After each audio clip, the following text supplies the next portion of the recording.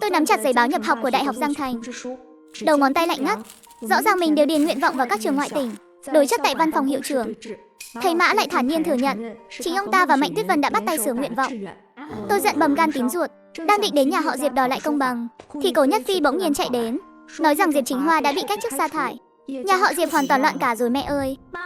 Linh Thần muốn đến nhà họ Diệp đòi lẽ phải. Mẹ phải giúp cậu ấy đấy. Đi thôi, lên trên nghe là mẹ biết ngay. Tỉnh táo lại đi, đi thôi. Linh Thần, cháu đừng lo. Có gì ở đây rồi, sẽ không sao đâu. Từ Ngọc Như lập tức an ủi Diệp Linh Thần, rồi cùng cô ấy đi vào nhà họ Diệp. Lúc này đồ đạc lộn xộn đã được đóng gói lại, bày la liệt khắp sàn nhà. Cặp song sinh đang ngồi xổm ở phòng khách xếp đồ vào thùng. Chị về rồi à? Chị về thăm tụi em sao? Mạnh Tuyết Vân đâu rồi? Cặp song sinh nhìn vẻ mặt của Diệp Linh Thần thì biết ngay hy vọng lại tan thành mây khói. Em là Mạnh Tuyết Vân lại làm chuyện gì thất đức rồi, nên chị mới giận dữ tìm đến tận cửa thế này. Mẹ ở trong phòng ngủ. Cái gì thế hả con danh này? Còn vác mặt về đây làm gì? Cái nhà này bị mày quậy nát bấy ra rồi. Mày còn chưa vừa lòng sao? Mày còn muốn thế nào nữa? Ba dựa vào cái gì mà sửa nguyện vọng của tôi? Sửa nguyện vọng gì cơ? Mạnh Tuyết Vân, bà lại làm cái trò gì rồi? Bây giờ cái nhà này đã bị Mạnh Tử Hàm hủy hoại rồi. Diệp Linh Thần là đứa con có tiền đồ nhất nhà. Ông ta chỉ còn trông cậy vào nó để chờ mình thôi. Tôi thì làm sao? Ông tự đi mà hỏi nó điền toàn nguyện vọng đi tỉnh ngoài.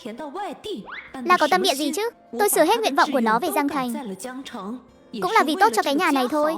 Tôi đã làm gì sai nào? Đã sửa thành Đại học Giang Thành. Ông ta chỉ đường cho Mạnh Tuyết Vân thôi. Không ngờ ông ta lại làm được thật.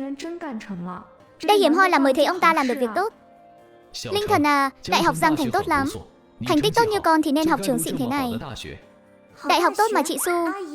Chị nghe thấy rồi đó. Chính miệng họ thừa nhận đã sửa nguyện vọng của em nghe rõ rồi. Người nhà họ Diệp sao lại dám làm thế? Chuyện đại sự như nguyện vọng đại học mà họ nói sửa là sửa luôn được sao? Vậy phiền chị đi cùng em đến đồn cảnh sát làm chứng. Đến đồn cảnh sát? Đến đó làm gì chứ? Tất nhiên là để kiện các người rồi. Tự ý sửa nguyện vọng của tôi là xáo phạm pháp luật đấy. Các người cứ đợi mà đi bóc lịch đi. Cái gì vậy Linh Thần? Mẹ con cũng là vì muốn tốt cho con thôi, sao có thể gọi là phạm pháp được chứ? Có phải vì không đỗ Đại học Giang Thành không? Hay là để bố chi tiền nhé? Con đi ôn thi lại một năm nữa, sang năm nhất định sẽ đỗ thôi. Mạnh Tuyết Vân nghe xong mà lộn ruột lên tận đầu. Mạnh Tử Hàm học hành không ra gì, bảo ông bỏ tiền cho Tử Hàm học thêm thì không chịu. Giờ con nhỏ này thi trượt thì ông lại có tiền ngay được. Lúc trước Tử Hàm cầu xin ông tiền học thêm, ông bảo là không có tiền. Giờ lại có tiền đưa cho nó rồi đấy. Có tiền thì thả mua việc cho Tử Hàm còn hơn. Bà câm miệng đi, nếu không phải bà tự ý quyết định thì sao Linh Thần lại không đỗ đại học được chứ? Đều tại cái đồ gây chuyện như bà. Nếu không phải tại bà, Tử Hàm cũng không thảm thế này. Đúng, nguyện vọng là do tôi sửa đấy. Tao nuôi mày lớn thế này, mày định rũ bỏ bọn tao sao? Mở đi, mày không xứng đáng được tốt hơn Tử Hàm đâu. Cô Tuyết Vân sao cô có thể nói thế chứ? Linh Thần có thật là con ruột cô không vậy? Việc nhà tôi can dự gì đến chị? Diệp Chính Hoa giáng một cú tác động vật lý cực mạnh, cắt ngang mấy lời nói sằng bậy của Mạnh Tuyết Vân. Ba đủ rồi đấy, ba không cần mặt mũi nhưng tôi cần. Chị Su nói đúng đấy. Đây có phải lời của một người mẹ nên nói không? Mạnh Tuyết Vân sao lại ngu ngốc như vậy chứ? Mấy lời này người nhà đóng cửa bảo nhau thôi, sao có thể để người ngoài nghe thấy được? Chị Su nhìn dáng vẻ điên cuồng của Mạnh Tuyết Vân, thầm nghĩ tuyệt đối không thể tuyển người này vào xưởng. Để bà phải thất vọng rồi. Tôi đã đậu vào khoa tài chính của Đại học Giang Thành. Vinh dự này chẳng liên quan gì đến bà hay nhà họ Diệp cả. Linh Thần, con nói cái gì? Con đậu rồi sao? Con đã là sinh viên của Đại học Giang Thành rồi à? Phải, có liên quan gì đến ông không? Sao lại không liên quan? Cha là cha của con mà. Thế này đi, con đi học đại học cha sẽ lo học phí cho con. Sau này con học đại học, mỗi tháng cha sẽ cho con 100 tệ tiền sinh hoạt. Lúc nhập học cha cũng sẽ đi cùng con. Không cần đâu, chẳng phải từ nhỏ đến lớn tôi vẫn sống như thế sao? Tôi có thể tự mình kiếm tiền. Cái đứa trẻ này sao bướng bỉnh thế nhỉ? Con đậu được trường tốt thế này cũng là nhờ công mẹ con mà. Dù sao chúng ta vẫn là người một nhà, làm gì có thù hằn nào không bỏ qua. Đừng nói chuyện đến đồn cảnh sát nữa nghe không hay chút nào. Biết Diệp Linh Thần đậu đại học, Diệp Chính Hoa đã hết giận dữ. Chỉ thấy tương lai đầy hy vọng. Chỉ cần nó còn học ở Giang Thành, thế nào cũng có cách hàn gắn quan hệ. Sau này còn có thể nhờ nó dưỡng già. Mạnh Tuyết Vân xác nhận Diệp Linh Thần thực sự đã đậu. Mặt bà ta xanh mét vì tức giận. Tại sao con nhỏ này lại có thể đậu được? Tại sao nó lại được sống sung sướng, mà Tiểu Hàm của tôi lại phải chịu khổ? Chị tôi đỉnh thật đấy. Vừa đi làm vừa đi học, tự mình chăm sóc bản thân, mà vẫn đậu được Đại học Giang Thành. Đúng là quá lợi hại. Cũng nhờ bà ta, nếu thật sự như bà ta muốn, đừng nói là thi đại học, đến cấp 3 tôi cũng chẳng được học đâu. Bà nghe cho rõ đây, tôi với mấy người không phải là người một nhà. Ông mà nói thêm câu nữa, tôi kiện luôn cả ông đấy. Bà chính là kẻ chủ mưu. Diệp Linh Thần nói xong, Diệp Linh Thần quay người bước ra khỏi cổng Diệp gia. Chị Từ Ngọc Như và mọi người, Diệp Chính Hoa và Mạnh Tuyết Vân kéo theo Phùng Lâm Lâm cùng rời đi. Làm phiền gì Từ quá rồi ạ.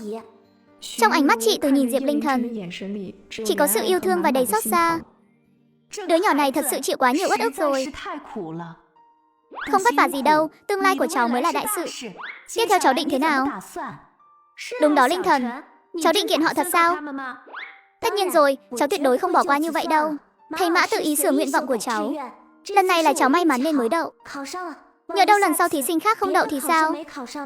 Đây là chuyện cả đời người mà.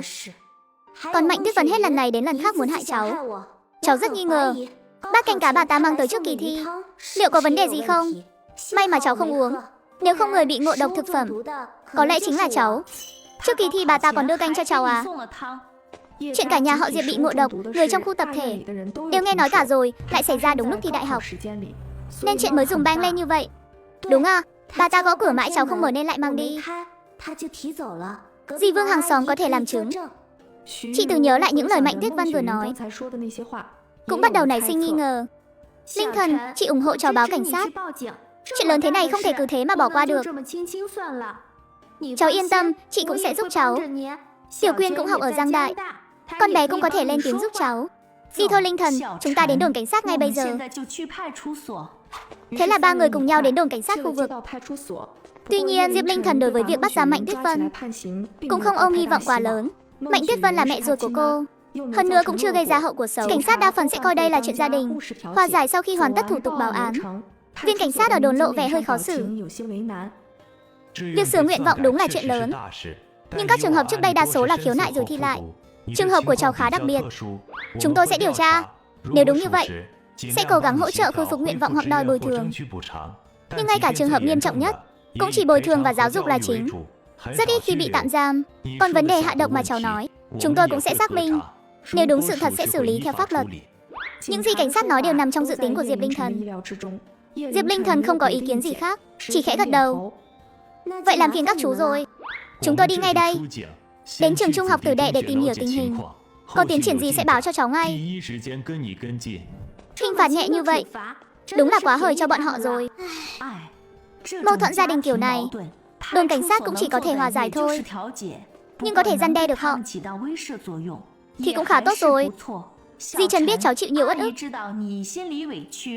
sau này hãy cố gắng học hành thật tốt, như thế mới có khả năng tiến xa hơn. Cháu biết rồi, cảm ơn dì ạ. Đừng giận nữa, tuy không thể đi tới phương Bắc nhưng Đại học Giang Thành cũng là trường danh tiếng, sau này chúng ta vẫn có thể làm bạn học. Cũng nhờ cháu kèm Linh Linh học, nó mới đỗ được Đại học Giang Thành đấy. Dì khách sáo quá, thành tích của Linh Linh tốt hơn cháu mà, là bạn ấy kèm cháu đó, với lại bạn ấy còn cho cháu mượn Walkman, nên tiếng Anh của cháu mới tiến bộ nhanh vậy. Tiểu Trần, tuần sau dì tổ chức tiệc mừng cho Linh Linh, cháu nhất định phải đến nhé. Vâng, cháu nhất định sẽ đến. Ba người nói thêm vài câu, Diệp Linh Thần liền chào tạm biệt họ, trở về phòng trọ của mình. Trong phòng trọ, đống đồ mùa đông mới mua vẫn xếp gọn trên bàn.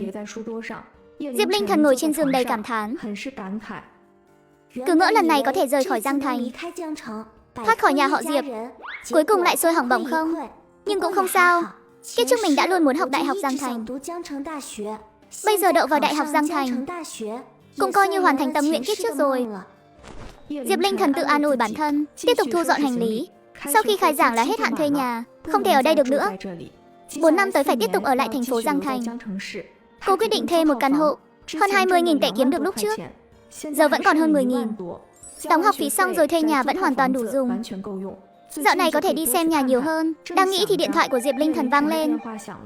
Cô cầm lên xem, là số của Cố Cảnh Nhiên. Nhấn vào ứng dụng nhỏ ở góc dưới bên trái video Vin trên trang để xem trước các tập tiếp theo. Tôi cùng dì Từ xông vào nhà họ Diệp đang hỗn loạn, thẳng thắn chất vấn Mạnh Tuyết Vân về việc đổi nguyện vọng.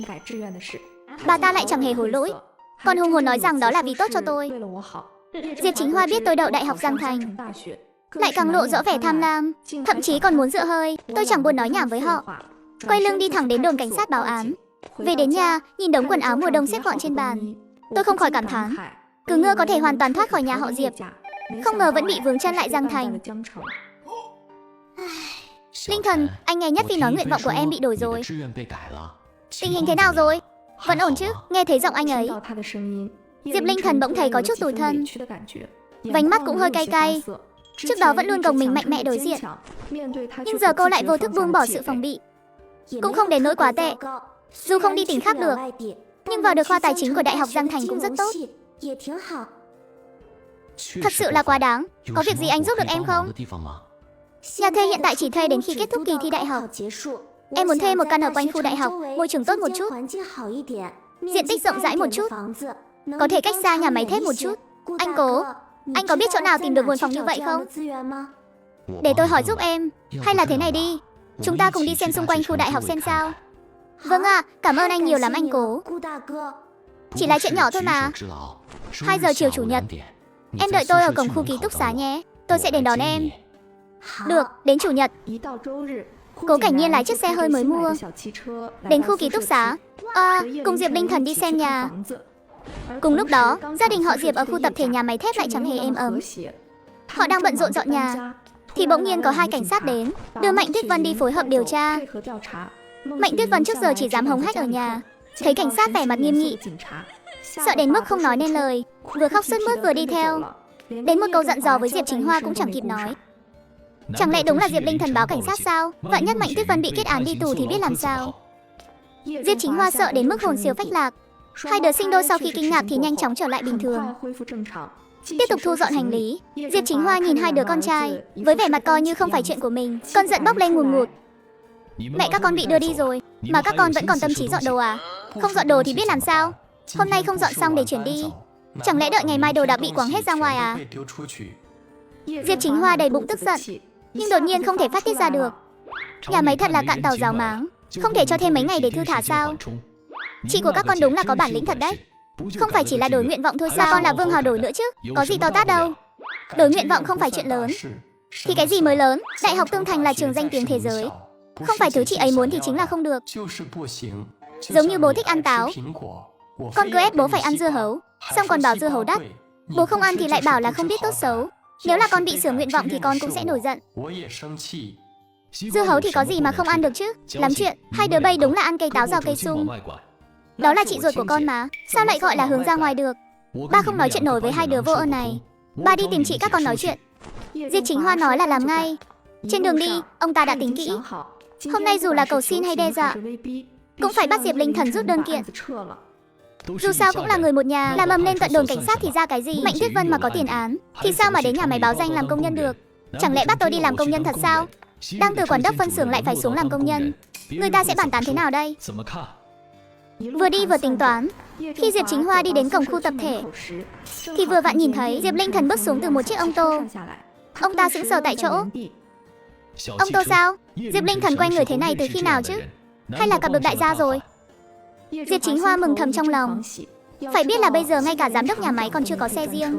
Nếu có thể làm hòa để Diệp Linh Thần chịu về nhà, có được một chàng rể lợi hại như vậy thì còn lo gì nữa. Linh Thần, con về rồi à? Ba đến thăm con đây. Người vừa rồi là... Không liên quan gì tới ông. Tiểu Thần, đừng đi mà. Ba có chuyện muốn nói với con. Hôm nay cảnh sát đã đến nhà đưa mẹ con đi rồi.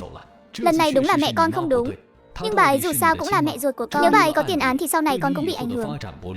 Hay là thế này đi, lần này coi như dạy cho bà ấy bài học để cảnh cáo thôi. Con đi rút đơn kiện có được không? Ông tưởng tôi báo cảnh sát chỉ vì chuyện sửa nguyện vọng thôi sao? Tại sao trước kỳ thi đại học cả nhà lại bị ngộ độc tập thể? Có phải vì đã uống canh cá không? Diệp Chính Hoa không hiểu tại sao Diệp Linh Thần lại đột nhiên nhắc đến chuyện này. Ông ta vô thức gật đầu. Canh cá thì làm sao? Ông kiến thức rộng rãi thế mà không nhận ra bát canh cá đó có vấn đề à? Để tôi nói cho ông biết, trước kỳ thi đại học, Mạnh Tuyết Vân có mang cho tôi một phần. Tôi không nhận nên bà ta xách về nhà.